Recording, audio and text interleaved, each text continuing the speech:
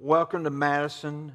We're so glad to have those of you who are joining us online. We're grateful to have you here. And then we got people in the house, and we're thankful to have you in the house. It means a lot to Greg and to me. We got Todd back there, and Don was somewhere. I don't know if he's still back there. There he is. He's waving his hand. Don Wall is here. And so it's just, we're grateful to be together. And it's been a good week at Madison. Had a great Sunday morning, and Greg and I get to be together tonight. And so, Greg, just before we get started in the text and all that, can you? How are you doing? You got family and all that. Everything's going well with all that. Yeah, good. Everything's going well. We're going to do a little more college visiting in the next few weeks. Okay. Got a few things coming up. What does Graham know what the top ones are so far? No. I mean, he's still got a variety to choose from. All right. But anyway, so we got that coming up. That's exciting, I guess. Yeah, that is exciting. But no, it's been a good day. All right. And Buck's having back surgery, isn't he? Unless it's changed Friday. I know. Yeah. He's in a lot of pain, so. Yes, he has. This fixes that. He's been in pain for months. I talked to him today. We were talking about that. Yeah. It's been the longest time he's been down and out. Yeah. Yeah. He didn't like being benched either. No. He wants to play. It's. He told me that I want to teach. He said, I'm missing teaching. I think you may not come. It's the whole. I guess it's not judging, but the cane thing. We have to. I'll have to wear him out to test out a cane. Good luck with that. We'll pray for you on that challenge. I don't think. Buck and may have some vanity things we need to pray about. I'm not really sure, but no, I'm just kidding. I asked him if he'd gotten a haircut. Yeah. I said, man, it must be long and shaggy by now. It's been a while. And I wanted to get a picture of him, but he said that his lovely wife was going to be giving him a buzz before he went to the doctor for surgery. Okay. Yeah. Well, he said she does it. So, anyway. Yeah. I guess Shannon doesn't cut your hair, does she? So, any mission updates? Anything going on in the world of missions that we need to be aware of, or things that are concerning you right now? No, I don't. I should have some kind of update, but I don't. If you come on Sundays, our Roots mission of the month is the American Bible Project. Some of you remember the Skelton family grew up here, and Stephen Skelton started this organization several years ago, and it's getting Bibles back in the schools. So we've partnered with them to put some Bibles actually here in our community, in the libraries of public schools, and so we're this month we're supporting that ministry. So come. Stephen actually have a little bit of I think he's doing our opening welcome on Sunday morning, and will welcome us in worship and give us a little update of what's going on there. So come and enjoy a cup of coffee, and we'll be helping getting schools back or Bibles back in schools. Yeah. And also on Sunday, we've got the Super Bowl. Yeah. So we got the luncheon that's going to be kind of raising money for Baja Travel and helping there's people. Team Greg and Team Terry, right? Yeah. Bring in your crackers and I don't know. The accoutrements. I don't know how that's getting all the fanfare. Accoutrements. I love when you use those big words. That's wherever we went. That's Todd's word. But yes, we definitely our benevolent center needs some supplies, and then we've got a 412 bowl, and some of us will be redeeming ourselves from whatever past. I love your spontaneous adaptation of what Todd prepared for you to say. It was necessary. I told somebody at staff, I said, there's some people you feel like you got to defend them. I said, I'm not worried about Greg. Greg can take care of himself. He did a great job, and that was funny. Thank you. Yeah. All right, so we are in the Gospel of John. We're going to look at part of John chapter 7 tonight. But before we do that, let's bow together and we'll have a prayer, all right? Gracious God, thank you so much for the men and women who are here, not just in this room. I know there are other classes going on, Steve's class. I think there's women's class. I know we've got Celebrate Recovery. Talia and others are with our teens tonight. We've got Barbie with the children tonight, and some of our members taking care of the youngest that really can't quite be in the class. So I'm very, very thankful for the spirit of being a volunteer and making things possible here. Thank you for the way Don volunteers to help with Todd and to make so many things possible. And we pray that you continue to guide this church, be with our elders, be with our staff. It was good to be with Garrett on Sunday, and we just continue to pray about what the next thing might look like at Madison, and we love you, and we need you, and we're trusting you that you'll make all things clear in the right time. Help us not to be impatient. Help us to be trusting in you, God, our loving Father, trusting in the risen Jesus who is with us in all things, trusting in the work of your Holy Spirit, not trusting in ourselves, in our techniques, not even our own gifts, except for the fact that we recognize every gift comes from you and we offer it back to you for your glory, not ours. Be with our conversation tonight on this beautiful passage. Help us to see Jesus, create in us a desire to know Jesus. May we have a thirst for the living water Jesus gives. In his name we pray with great hope and great confidence. Amen. Oh, I forgot. Today's my dad's birthday, so. Wow, Bobby, how's your dad? Can I say that? Is that okay? Yeah. He may have vanity issues as well. Okay, well, you don't have to. He's older than I am, I know that. He's old. He's in his 70s. I'll leave it at that. Okay, that's good. All right. Sorry. So we are in, the last we met, so Larry Sider had Stories of Amazing Grace last week, and so the last time we met, we finished up John 6. I think we got it done in a month, didn't we? We did. Yeah. We did. So we're picking up our pace here, son. This may slow us down, but yeah. Well, we'll see. Okay. But there you saw Jesus, and we're in this section of the Gospel of John where John is using some of the festivals of the Jewish calendar, the festivals that were kind of at the heart of the things they did, not only to kind of deepen their sense of identity, but to deepen their sense of how God had created their identity. And so in John 6, it was Passover time. Now, Jesus, at that particular Passover, was not in Jerusalem. He's up in Galilee. And so this is quite a few months later. So Passover's in the spring. Tabernacles, Feast of the Tabernacles, is in the fall. And I'm sure Greg will be talking about that a little bit more in just a few minutes. But it's the harvest feast. And so what you're going to see is just like with Passover, Jesus talks about being the living bread, like manna, and other things that are. You had the walking on the water, like the Red Sea. You have a lot of things going on in that are rooted in the Old Testament story. We have too often severed the Old Testament from the New Testament, and we've treated it as kind of a repository of stories. So when we need a story, a good illustration, we kind of go there and find it. Or we find a passage that kind of, we like the way it sounds. Sometimes we'll pull out of context, but we just like the way it sounds. And so we'll quote it, be kind of a theme, and that can play a role. But it's the Old Testament story as it feeds into what we call the New Testament.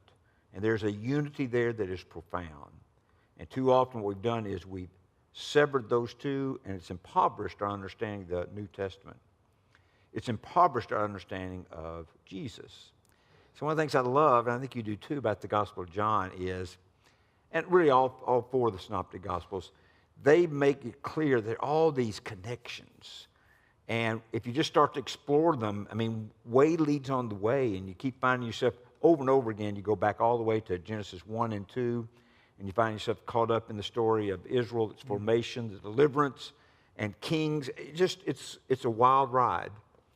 And so tonight, as we read, we'll see there's some references to Old Testament stuff, and we'll also see that Jesus continues to befuddle people.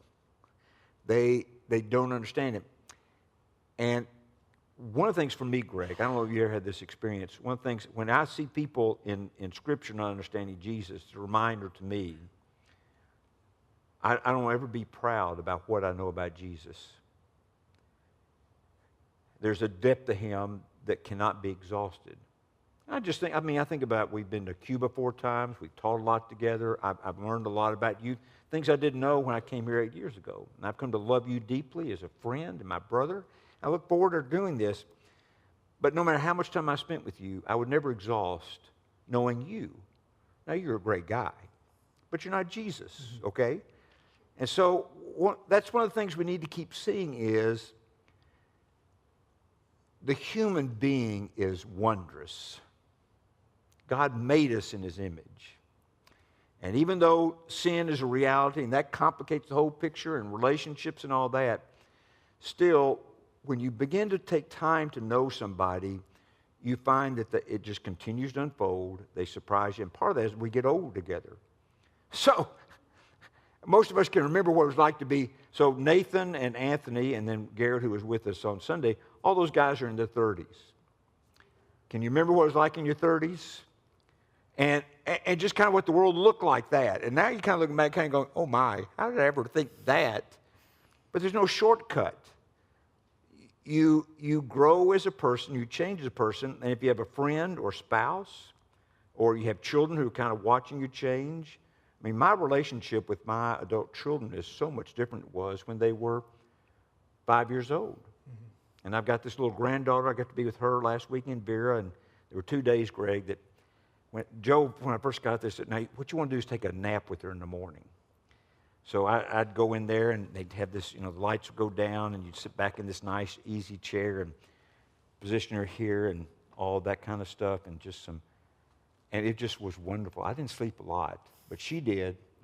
And it's just so sweet. Just so, just remind me of, like, especially when Barbara, my sons did not like to be held and sleeping, but Barbara, my first, oh my, she loved it. And it was wonderful. But I have learned so much, and they've learned a lot about me. So when you're growing up, you have kind of the ideal dad, and then you hit the teenage years, and there seems to be nothing ideal about your dad. And then hopefully you get on the other side of all that, and you discover there's wonder in this person, because this person is a human being, and very often the relationship can change. I think you find the same pattern in growing in our knowledge of Jesus Christ. And the potential is Jesus is as deep as you could ever go. And one of the images C.S. Lewis has used, Greg, is we go to the ocean, we're standing on the shore, and we had this wonderful, wonderful experience of, just the waves and all that kind of stuff. And I like that. But he says, standing on the shore will never get you across the ocean. One thing you want to do is begin to learn to navigate. And even people who have been sailing the ocean for years, it's a humbling thing. And so anyway, did you have anything to begin with as far as what you want to say about 7 as we get to read, and then we'll go ahead and start reading the first section and talk there? Yeah, I can take what you said and just maybe point us to the beginning of this. I mean, I think that the book of John is about uncovering this relationship, certainly that we need to have with Jesus, but it's really a relationship of the Son and the Father. Yes. And Jesus wants us to have that relationship with the Father. And, just like you said, I think we'll see that the people here, the Jews, all of them, they really, even though they're in the temple and they're in these festivals, they're further and further away from the Father and what his intentions are and what he wants and desires for us. And Jesus is bringing all of it back, in relation to what we need, what we have to have. Yeah. So it's really powerful what he does. And again, I think for me, I've loved John chapter 7. And there is so much that actually has changed how I read other passages, It does. Other books. I mean, we'll get into it later, but I mean, even reading James, one of Jesus' brothers, after reading this, will change your thoughts. And certainly the festivals and the purposes of them. Yeah. And so anyway, this is I think it's a great passage, so I'm excited to get into it. Yeah, well, why don't we do that? And one thing, as you mentioned, there are a lot of groups of people mentioning this. I love, that's one of the things I love about this chapter. You see a lot of different groups, and they have different thoughts about who Jesus is, what he's up to, and all that. So reading, even in detail, just paying attention to the different clusters of people that get mentioned. It's kind of fascinating. So we're in John 7, and I'll read. I know you got ESV, I've got NIV, but I think you can follow along with this. So it says, after this, Jesus went around in Galilee. He did not want to go about in Judea. So Galilee's in the north, Judea's in the south, right? And Samaria's kind of in between. Because the Jewish leaders were looking for a way to kill him. That's an ominous way to start. But when the Jewish festival of tabernacles was near, Jesus' brothers said to him, leave Galilee and go to Judea so that your disciples there may see the works you do. No one who wants to become a public figure acts in secret. Since you are doing these things, show yourself to the world. For even his own brothers did not believe in him. Therefore Jesus told them, my time is not yet here. For you any time will do. The world cannot hate you, but it hates me, because I testify that its works are evil. You go to the festival. I'm not going up to this festival, because my time has not yet fully come. And after he'd said this, he stayed in Galilee. However, after his brothers had left for the festival, he went also, not publicly, but in secret. Now at the festival, the Jewish leaders were watching for Jesus and asking, well, where is he? And among the crowds, there was a widespread whispering about him. Some said, he is a good man. Others replied, no, he deceives the people. But no one would say anything publicly about him for fear of the leaders. Let's break right there. So as I'm reading that, I know you prepared. It may also be something that you got your attention as we're reading through and all that. So why don't you take lead here and we'll explore this. Well, a couple of things for context is that this feast, and we'll explain more about the feast of booths, tabernacles, and all the names that it has, but this actually is occurring about 6 months after chapter 6. Mm-hmm. So Sabbath is in the spring, and this feast is in the fall. So there's 6 months that go by, which I think is really powerful, because if you think about it, even the whole gospel, I was reading this week, the gospel, back to what you said, the characters, the crowd, the Gospel of John has a few moments over 3 years of the crowd, but so much of this is really with his disciples, either textually or implied.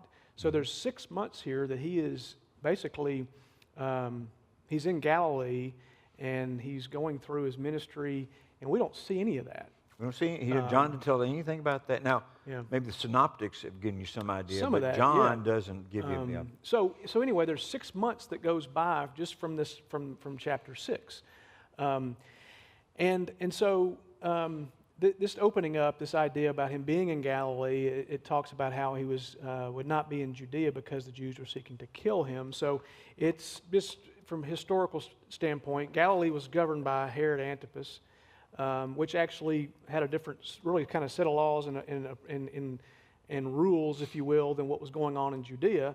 And so it was a little bit of a, not necessarily safe, but in some ways it was, because the provinces are governed differently. So he's able to hang out in Galilee without some of the attempts that could be on his life, or the attempts to confront him. And as we'll see early on, it's not his time yet. So just where we're going, there's going to be 6 more months of his ministry. So just remember that too as we get into chapter 7. So because this is in the fall.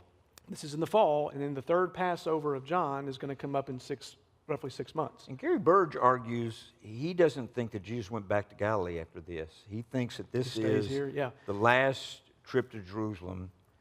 I don't think he made the argument about that, but I don't know. If you read Mark and you look at the Transfiguration, and I don't either, but it's certainly but that may have already happened, because he doesn't talk about Transfiguration. So that's true. It's puzzling sometimes fitting those once again, you have the Synoptic Gospels, Matthew, Mark, and Luke. And they have a lot of similarities. They also have differences. And then you have John. And there are some similarities, but there are big differences. And we talked about that when we first introduced the Gospel of John. Mm-hmm. That's what's a little bit hard to get used to. And one of the guys, I think I listened to an essay by Marilyn Robinson, a brilliant writer. I think you'd like her, some of her essays. But one of the things she talks about is she feels like when she's reading the Synoptic Gospels, you get this real sense of Jesus as a man. And that sense, you realize he's the Son of God, but you also get that sense of the humanity of Jesus. She says, but when you enter the world of the Gospel of John, you are saturated in the Jesus as God's Son from the very beginning all the way to the end. And you still recognize he's a man, mm-hmm. but there's kind of a shift in emphasis there, and I think that's really going to come out here tonight. So you mentioned a minute ago, you haven't had a chance to go into it yet, but where it says the hour had not yet come. So why do you think that's significant in John and especially here? It's actually, so we've talked about this before several times. So Jesus will mention, my hour is not yet here. He does it with, he does it with the miracle at Cana. He talks to his mother about that. My hour is not yet here.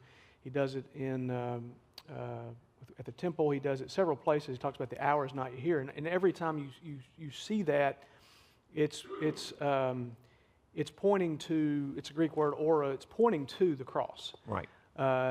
And we'll see that actually in chapter 7, but actually the word in the Greek at this first mention is actually kairos. Right. Which is a little bit different. And so you got to know that, because this is like one of the times he talks about my hour, but it's pointing forward, but I think it's also pointing in two ways. It's pointing to, he's telling his brothers, which we'll get into in a second, my time is not your time. And so there's this kind of, I forget what somebody called it, sort of a divine timeline that Jesus is following. He knows it because he knows the Father, and he knows where he's supposed to insert himself. So this mention of time is not my time, is this word kairos is really sort of an inbreaking, is what somebody described it. Mm-hmm. And it's sort of a point in time that Jesus is going to be doing something. And we'll see what that is. Like an event. There's an event nature to it. Right. So when we plan events, there's a time for the event. Right. And that it has some of that with it. And so there's something, it's kind of pointing to something big that's going to happen. This particular one is not, I don't think is pointing to the cross, although he does mention the word hour here in a minute, which does. So that's important. So I think there's almost signifying from John that something's about to happen you need to pay attention to. And then we get into this interaction with the brothers. The brothers. Isn't that crazy, though? And this one is just, it hits you hard because, and like you pointed out and emphasized, these brothers don't believe him. And these are his brothers. These are likely the children of Mary and Joseph. And we see, I don't know, there's some that say there was 4, maybe a sister or things like that. But we know there's, I think, at least 4, siblings of Jesus, brothers that he has.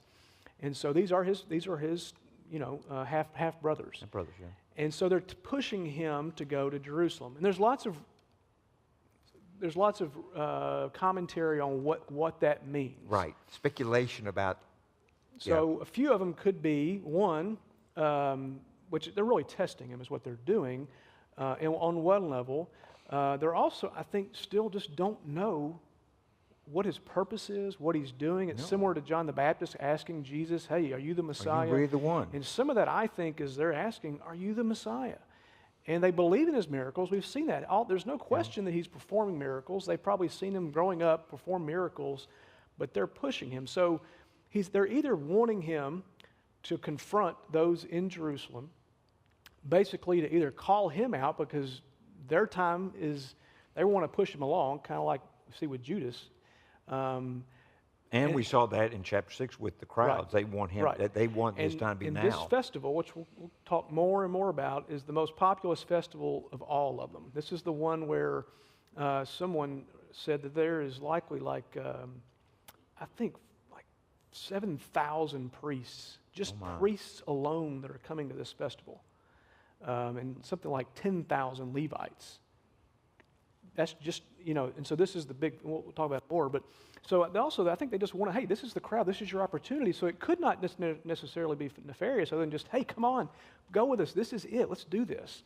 But I think there clearly is a testing. I think they're saying, we've seen it, let's go, and are you really going to do what you say you're going to do, or we think you're going to do? Well, and I think they're using the model of the world, because that comes in too, Right. about the world. Hates me, and yeah. So, look, we all recognize successful things in our world. The world defines what success is, and each culture kind of defines what success looks like.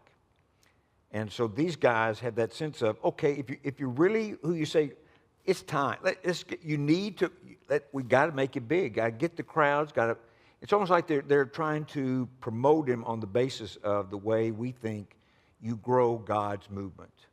And I think in American culture we have to be very careful in churches, because very often that's the same model we have in our head. And very often it's in our head because you can get big numbers. But you see, a lot of times things that happen in the long run, you're kind of going, well, maybe big numbers were not as important as a quality of relationship. Mm-hmm. But it's that kind of interesting, and you see this in other places in the Gospels, but especially in the Gospel of John, where people feel like they need to tell Jesus what to do. Like he doesn't know what to do. Like he's confused about what to do. Right. Well, like he wants advice and coaching. And the very first miracle is his mom pushing him to do something. Let's get out. Let's get this ministry going too. Yeah. He says no. Yeah. He says no, because he knows his time. He knows who sent him. He understands what this is really about. And part of it is he knows that there's that going to Jerusalem in secret. And so part of that has to do with that. That's why John makes it clear there's a group in Jerusalem that want to kill him. And if he goes up with this big throng and festival and all that kind of stuff, potentially the time is not ready yet. Apparently he has a sense of it's at Passover that what's going to happen is supposed to happen because of all the images and ideas and understandings are involved with all that. So that's kind of their debate about, and I don't know, probably you and Shannon never have difficulty about, is it time to leave yet, or you're running me late, all that kind of stuff. But once again, very often you have that sense of, we have our sense of time, and very often it become a big conflict. Because time and space is really important. I don't know if you ever, so there's some people who, if you have lunch with them, they're always late. If I'm going to have lunch with you, I know I need to be on time because you are focused on being there when you're supposed to be and all that. But other people, you can be there and you're going to wait because their estimate even about how long it's going to take to get from X to Y is overly optimistic. Like, I'm going to get every green light and all this will go well and all that kind of stuff. But space is the same way. I don't know if you've ever had that, but I remember Jerry Seinfeld had that, the close talker. So, have you ever been around somebody like that? So no matter what, they start getting closer and closer, and we all have this sense of, I can't do this, so you take a step back, that doesn't stop them. They just come a little closer. But time plays such an important role in our lives, and what's really hard for us to, I think, get a hold of is God created time. Now, that little simple idea, God created space and time, and we're so used to it all, that's one of those things we just take for granted. But what Jesus is talking about here is he's doing the will of the Father, and he's doing when the Father wants it done, not sooner, not later, but in relationship with the Father. They do this together. So it has that show yourself to the world, and then it goes into where he says, my time is not yet here. Your time, for you, any time will do. The world cannot hate you, but it hates me because I testify that their works are really, that its works are evil. Do you have any thoughts about that, what he's trying to get at there? Well, I mean, he's basically saying that he's calling them out, saying, you're not he's really saying, you're not my disciple. You're really not a follower of me, because until the world hates you, you can't claim that. Isn't that crazy? And so and that's true again of us. Yeah. I mean, unless the world is against us and what we're doing and what we're believing, we really have to question, are we really a disciple of Jesus? And I think that's what he's telling them is, I mean, you know, the world could hate you. And actually what we'll find in John 17:14, Jesus eventually tells his disciples, I've given them your word, and the world has hated them. Yeah. For they are not of the world any more than I am of the world. So eventually will tell his disciples and his close ones that the world does hate you. Yeah. But here he's telling his brothers, the world doesn't hate you because you're of the world. He's basically saying you're evil. I mean, in a roundabout way, you're still of the world. Yeah. And so I think that's what gets into this idea of suffering. And if you look at your life, it's just a call to all of us to say, if it's not uncomfortable in your walk with Jesus, with the world, are you really walking with Jesus, or are you walking with the world? Yeah. And I think, and I like that. One of the things I had not thought about. So once again, you have brothers who, at this point, they're not with him. In Acts, they are with him. And That's James right. writes. At Pentecost, they're there. Yeah. But remember, in John 3, you have Nicodemus, who comes to meet Jesus, but he's confused and all that kind of stuff. And so you just kind of go, if that's all you had, you kind of go, well, that didn't go well. But you'll see later when we get here, Nicodemus shows up again. This is the second time he shows up. There 3 times. And verse 3 says, Nicodemus, who had gone to Jesus earlier and who was one of their number, and then he asks a question, and all of a sudden you see that members of his world hate him. They try to put him down. And so what you're beginning to see, I think, in Nicodemus, and given this text, is Nicodemus toward the end is a sign of somebody who is moving in the right direction. And as you move in the right direction, the resistance from your world that's so familiar and they're so familiar with you, there's the beginning of the pushback that's there. So, all right, so then, go ahead, something else? Yeah, no, I think that's, I mean, I do want to, and that's what I wanted to come back to with the brothers, is that eventually they do believe. Yeah. And again, that's why I think if you read James, it's just a different light. When you realize that James was a brother of Jesus, and he didn't believe who he was until when? Until after he was risen. Well, yeah.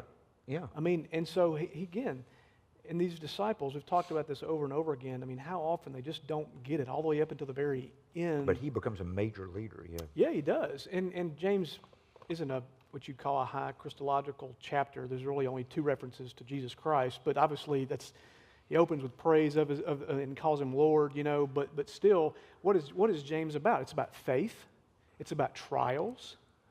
And if you think about this, that I mean, at one point James was like, I don't even believe him, and I'm pushing him, and he wasn't willing to step out, but in the end he is. There are a lot of echoes of the Sermon on the Mount in the book of James. Yeah. So Gregory and I and 2, 3 others are working on memorizing the Sermon on the Mount. And once you've done that, when you go to the book of James, you kind of go, oh my gosh, here I'm bumping into, oh wow, I know where that came. Well, so that's and I think that one final thing is I wanted to make a connection, because the last time we talked on chapter 6, it's a very difficult passage. It talks about flesh, it talks about blood. There's a reference to God drawing out, and Jesus saying, I will not let go of those that the Father has given me. Mm-hmm. And it's a hard chapter. But I think this and the brothers is another way to connect back to what's happening, and really sort of this sovereignty of God conversation, because I think it's a tough one. I know it's hard to do that here in a short amount of time. But I think that that's important, because the Father drew out the brothers. He does. But their time wasn't yet. Yet. And we they want struggled. to rush it sometimes. Yeah, and we see this, and I forget who said this, but it said faith is born of revelation and being drawn of God. And there's a revelation that some get before others, but anyway, I think that we have to realize that the Father draws us all. Yeah. I mean, Well, one of the things I was thinking about too is, so Garrett, the first half of his sermon focused on the parable of the 4 souls. mm-hmm. one of the things I think is really interesting is I think actually the secret that Jesus is talking about, because you get that sense, and especially in Mark and Luke, but also in the explanation of the parables, is that the secret of the kingdom is kind of this idea that the word is there, but the secret or the mystery is how that word becomes a living word in my heart. And my heart is hard. It's the same word that just bounces off and gets scattered. If the soul is shallow, well, it starts to take root, but there's not very far it goes, and suddenly what looked like it was gone. Sun just kind of burns it. The roots, the thorns and all that. And I think when Jesus is talking about the secret of the kingdom, I think what he's talking about is the reign of God in our hearts. And it is mystery. And when you try to explain sovereignty or you try to explain freedom and all that kind of stuff, you're trying to explain something that really is actually so deep. And it's not our job really to solve all that. But we have to see that in my coming to believe and to trust in Jesus Christ, it's not just my own work that I offer up and go, hey, I believe, aren't you pleased with me? There is the initiating work of God. There's the work of the Holy Spirit. That their heart here is, the world likes them. And by the time they get into Acts, you got the brothers of Jesus and you got persecution going on. And James is writing, just as Jesus says in Matthew 5, when you're persecuted, when you're undergoing trials, rejoice. And the reason you can rejoice is you know the one who knows you. He's called you. He's invited you. He's drawn you in. And once that's happened, when that's really the thing going on, you're never the same. But I want to see, so if you've had this kind of living relationship with Jesus, it just changes. But you can also see that there are others that they've not gotten there yet. And that's what, so we had the brothers, kind of that initial impression. But let me read these verses over again, because you see that people still are going to try to explain who Jesus is. And our explanations very often have something to do with our heart. So it talks about, after the brothers had left for the festival, he went also, not publicly, but in secret. Now at the festival, the Jewish leaders were watching for Jesus and asking, where is he? So it looks like they were kind of expecting him, and maybe because they thought, well, he usually comes to the festival, and maybe this would be a good time. I don't know about that. But then it says, among the crowds, there was widespread whispering about him, and some said, he's a good man. In our culture, a lot of people, that's what they like to say about Jesus. Well, he's a good man. Mm-hmm. But that's a bit problematic because he makes such claims about himself and all that. You can't collapse him just to he was a good man, but so much more. And others going, no, he deceives the people. So they're looking at the same person. And one group goes, he's good. And the other goes, he's a liar. He's just deceiving the people. And if you look over into verse 20, Greg, so one of the leaders or the crowd, this is the crowd answering again, where they go, you're demon-possessed, the crowd answered. Who's trying to kill you? So now basically what they're going is, you got a demon. There are other places like in the Synoptics where that's Jesus accused of having a demon or being out of his mind. Because demon possession has a close relationship with insanity. And but look at those three templates of how people try to make sense of Jesus.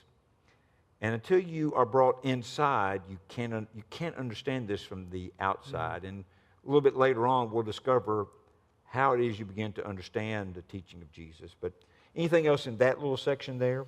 Well, I think it's going to jump here and to this next section, but I think that there's this idea of the murmuring and what they're saying. Yeah, it's the whispering, murmuring. It's the same Greek word that we find that references the murmuring in the Septuagint, the Greek translation of the Hebrew Bible, right? Of the wilderness, of the people grumbling in the wilderness, and so it'll lead into this piece about Moses and the law, which is important. But there's a connection there. But I think just that idea of the man.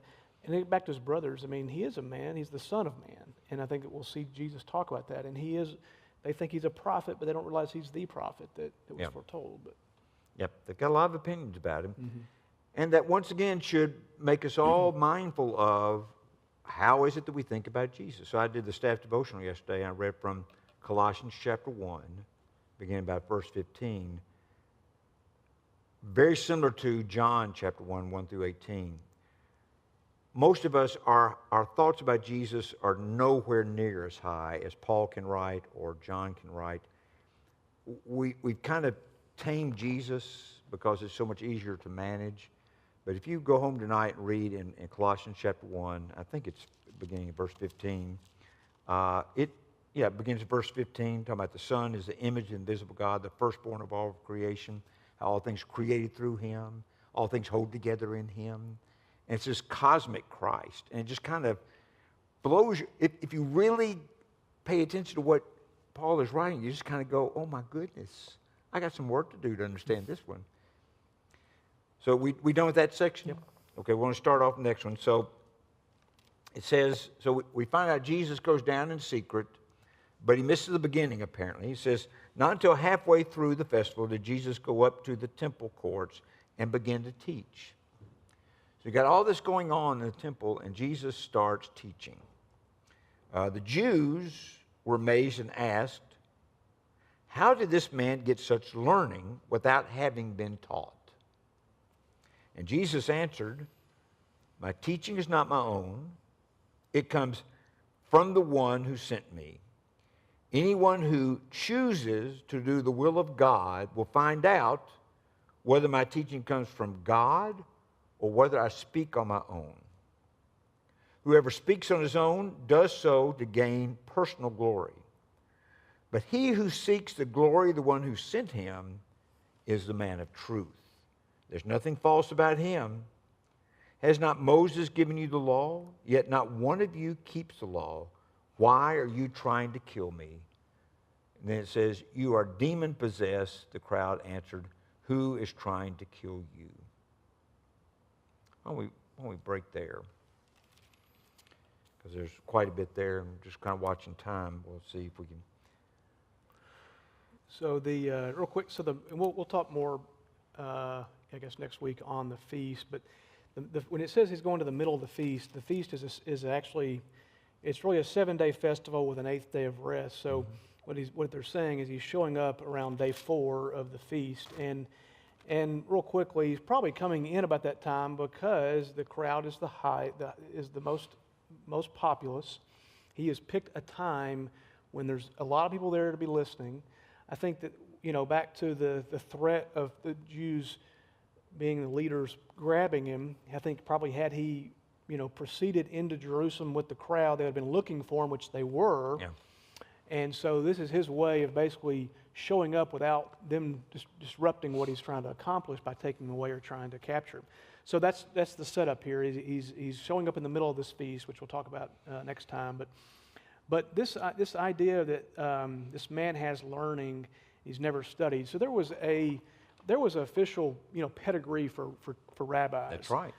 There were schools that they went to. There would have been, and it would have been known that by all that he didn't go to one of those. They could have gone. It's like going to high school and seeing the graduation. You know he's not in one of those groups, and he doesn't claim that he was. He doesn't. As a matter of fact, that's the key here. So the rabbis, they would continually reference another rabbi or what they learned. So when they're teaching, they're quoting other rabbis' teachings. And Jesus doesn't do that. And that's why we see this here. He doesn't need to quote anyone else. And quite frankly, had he quoted anyone else, it would have been a challenge candidly on the authenticity of what he's saying. And so that's important to know that, the rabbis had sort of their own way of doing things. And so they acknowledge that, okay, he's definitely somebody who's got some, he knows something, but they're wanting to know, where did you get it from? Yeah. And Jesus doesn't say anything about myself. He doesn't say, well, I got that. He says, it came from above. Yeah. Back to the last chapter 6. It's something from above, the Father. Yeah, it reminds me too. So go back in Luke chapter 2, when Jesus is 12 years old and he goes to the temple, right? And his parents lose him. They come back and find him. And even at 12, you've got these scholars who are amazed at his teaching. Even his parents are shocked that he has this understanding that seems far ahead of where you should be at 12 years old. And in Matthew 5, 6, and 7 is what we call the Sermon on the Mount. When you get to the end of it, where he talks about, if you hear these words of mine, put them into practice, you're like the wise man who built his house on the rock. Rains came down, the streams rose, the winds blew and beat against the house. Yet it did not fall because it had its foundation on the rock and the contrast of sand. But then it says, and when Jesus had finished saying all these things, the crowds were amazed at his teaching, because he taught as one who had authority, not as their teachers of the law. Right. So there's something in the way he teaches that stands in contrast to the scholars. So they're brilliant men. They've studied law, and that's going to be actually where I broke. We could have read on there, because he's going to look at something that Moses, the law he gave, and he's going to go back to actually what we saw in chapter 5, healing on the Sabbath. But, Right. but what he's saying here is, my teacher basically is God. I was in school in heaven. It's hard to get a better pedigree, you know. I know you went to Vanderbilt. That's pretty impressive. But he was schooled in the presence of his Father. And when you read a little bit later in the Gospel of John, one of the things he says, I don't say anything I don't hear my Father saying. I don't do anything I don't see my Father doing. So even in his incarnate presence, he's still bound up with the Father, with an intimacy that it's beyond my comprehension. Yeah. Yeah, and we saw some of that the last time in chapter 6, but this idea that only someone who does God's will can truly understand the teaching. And so, Yes. again, this thing that the disciples, his brothers, just can't get through is they're not willing to it's like this, back to learning. It's one thing to learn, but you don't learn unless you do. Truly learn unless you do. Right. And so, but again, they've got all the boxes checked. We've talked about that often. But I think this is really a great build-up. That's why I love this chapter 7, is because it's going to build up to the key to understanding, this idea of thirsting. And what Garrett was talking about, that secret, is you have to have the desire. If you don't have the desire, or you don't have that thirst, it doesn't matter how much you think you know. But anyway, so. But you don't get that knowledge. So you can go back to the Sermon on the Mount. The one who hears my word and puts into practice. Mm-hmm. Here it's the one who does the will of my Father. So doing the will of the Father is putting it into practice. And I think one of the poisons for so many people, and sometimes even biblical scholars, is they're experts in the Word, but they're not committed to put it into practice consistently. So it's become an intellectual thing, and the intellectual has become severed from the practical reality of their life. And that's not what Jesus, the secret of the kingdom is not. The secret of the kingdom is that Word has so captured my heart that it's producing fruit. And what that means is I am working I'm in the yoke with Jesus, mm-hmm. and I'm learning from him. And when I'm learning from Jesus, and it's the Hebrew idea of knowledge, it's the thing you put into practice in your life. It's not an abstraction. We tend to be, there was a guy at Worship Leader Institute a couple of years ago who talked about we tend to be big heads on a stick. Because we mainly what we've done is we majored in doctrine and arguments and ideas and all that. And so what we've got to do is that full development of the way that God's Word comes into my heart and begins to take root. Now that's where in John 15, that the vine and the branch imagery there, it's just so deep and profound. It reminds me a lot of the parable of the 4 souls. But it's a different way of looking at that. But I think the idea is that basically the same idea. Well, and remember also in Matthew, the Sermon on the Mount, he says that unless your righteousness exceeds That Pharisees of and the teachers Pharisees of and law. the teachers of the law. So Look at you, that's the quoting right there, right out of your head. that's I'm that, well, impressed. that's I think I'll give you credit for that. That's good. So he begins talking about, has not Moses given you the law, and that yet not one of you keeps the law? And so why are you trying to kill me? And then we mentioned that demon-possessed. But if you follow along in Scripture, then in verse 21 it says, Jesus said to them, I did one miracle, and you are all amazed. Yet because Moses gave you circumcision, though actually it did not come from Moses, but from the patriarchs, you circumcise a boy on the Sabbath. Now, if a boy can be circumcised on the Sabbath so that the law of Moses may not be broken, why are you angry with me for healing a man's whole body on the Sabbath? Stop judging by mere appearances, but instead judge correctly. So he mentioned Moses a little bit earlier there. The reference to Moses is about the law. And of course, back in chapter 5, we see one of the witnesses for Jesus was the law, was actually Moses himself as a witness. And then in chapter 6, with the idea of manna from heaven and the idea that they put all this onto Moses, but it wasn't Moses who gave them the manna, it was God who gave them the manna. And even here he's challenging them again. It's like, do you realize that circumcision didn't come from Moses? Abraham was circumcised, and his whole family was. So it was later that was in the law. It predated Moses.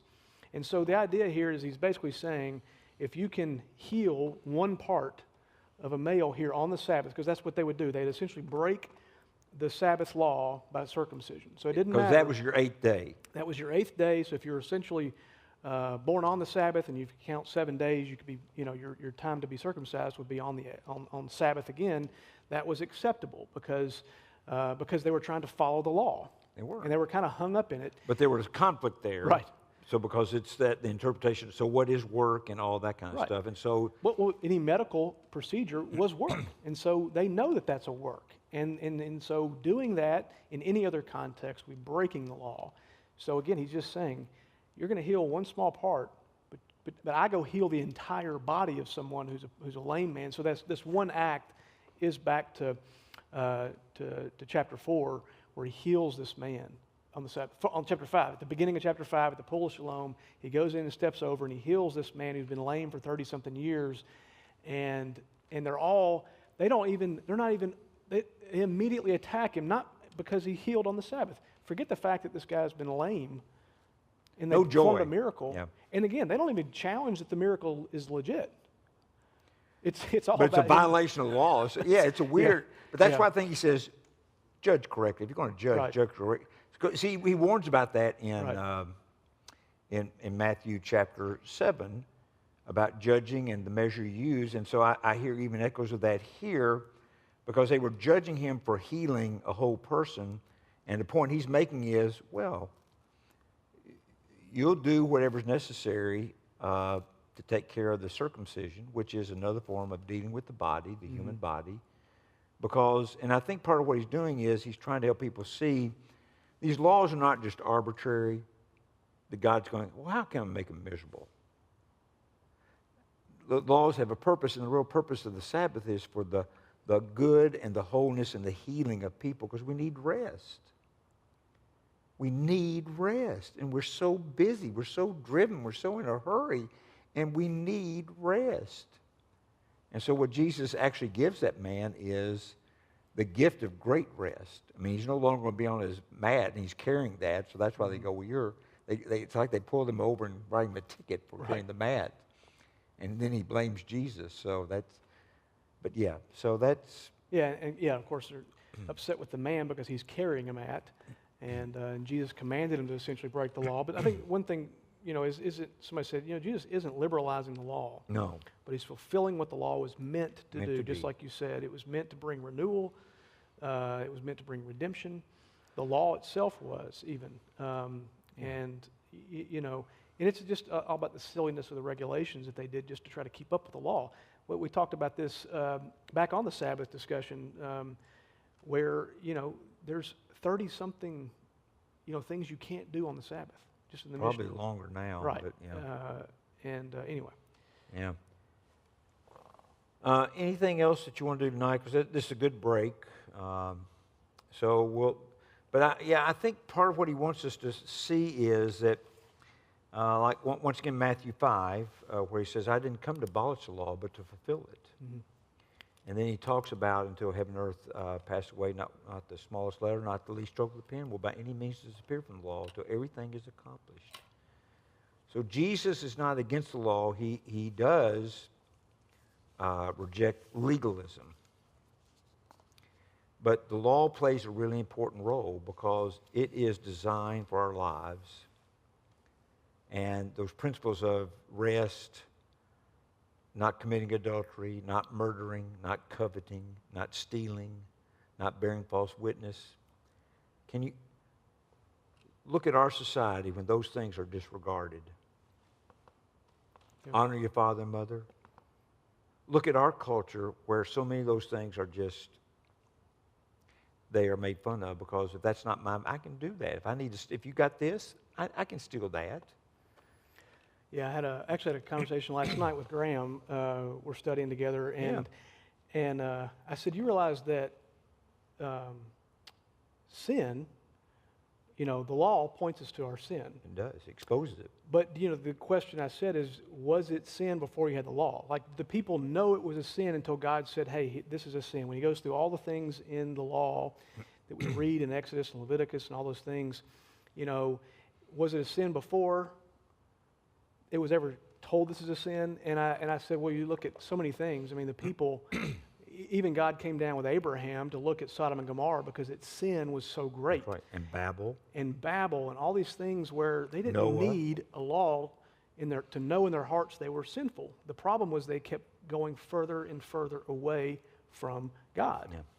And the people went further and further away from God. And just like here, Jesus, again, like we said at the beginning, is trying to bring us back. And so we know and will gravitate to sin and gravitate away from the Father the less we spend time trying to get to know Jesus, and the less time we try to spend getting to know the Father. Yeah. And we don't need the law to condemn us because we're already condemned. But it is a blessing to have it. Absolutely. Yeah. But Romans 1, verse 18, down to the end of chapter 3 in Romans is a great exposition on what you just talked about, because it talks about how we are without excuse.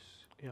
And how the fact that we are in the created order, we know something about God. Not as exhaustively where God reveals himself, but there's enough to be accountable. And really, long before Mount Sinai, you see the effect of the rebellion from the garden on and how it keeps working. And sometimes I think one of the things we've lost in our society, because nobody wants to talk about sin. That's just not, you don't talk about that. But it's not served us well. We've come to rationalize everything. If you want to do it, you just claim, well, that's just me. So we'll talk more. I think we didn't get quite as far as we were thinking, but that's good. Thank you, Gregory. Mm-hmm. Grateful to have you guys with us tonight. People online, appreciate Todd and Don back there helping us make this work. Would you close our time together with a prayer, my dear friend? Yes. Great God in heaven, thank you for this evening. Thank you for this day. Mm-hmm. You are a mighty God. God, I just humbly ask that you will help us to make room for you in our lives, to shove out all the things that are in the way of coming to know you more every day. Mm-hmm. God, I just pray a bold prayer, because that's what you want us to pray. You do. Just to move those things out of our lives, to help us to see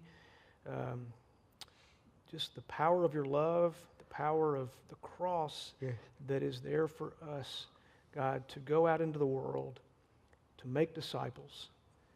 And God, I pray that you will use us for that, and you will help us again, not just to get in our own way of coming to know you more.